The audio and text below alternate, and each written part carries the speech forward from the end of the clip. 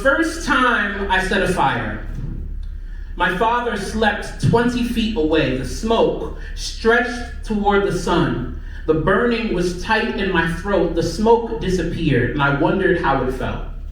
Not the fire, not the inferno, just the smoke. What does it feel like to ghost into the air too?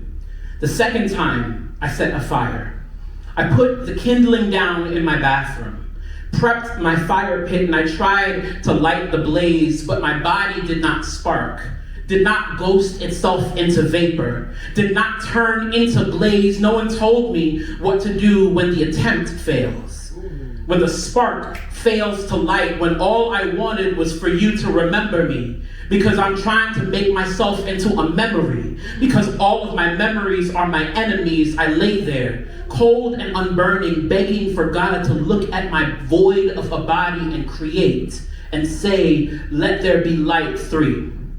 The third time I set a fire, I searched for a firefighter or an extinguisher, something to smother the flame down to a smolder. I walked my fires to the pulpit, to the front of the church, this altar, this burnt offering I give to the Lord, and it was there that the children of God spoke lighter fluid onto my charred body, called me Firestarter and flame monger. It is a sad day when you let a body burn just because you do not believe in the smoke. 4. The fourth time I set a fire, I was actually in a poetry slam, and I filled the room with gasoline, each word another gallon, each punchline a spark. I told the crowd of what a body feels like when it gives itself third-degree burns, and what a spirit feels like when it's pretended to be vapor for too long. I can see the bonfire reflected in their eyes. I could hear the clapping of the wood and the snapping of the embers, and I learned to enjoy it.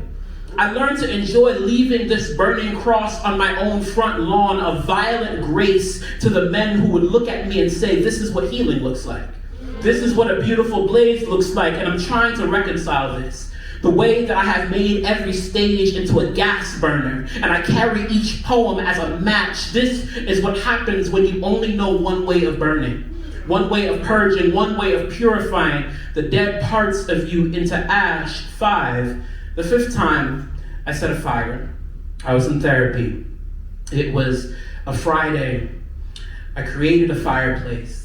I made a comfort out of the embers. I made a sitting room out of the pain, and I made the space into a hospital. I learned I never needed to reopen the wounds to heal. I never needed to push the flame into my skeleton to feel the fire shut up in my bones. Healing ain't ever been pretty, and healing may not make for a great poem, but healing be my body, a burnt offering, the atonement of a lifetime of making my body a forest fire. So here I am, an acre full of embers, a wilderness of seeds saved from the blaze, planted but not buried, feeding on the ashes, growing, a resurrection from a landscape of death.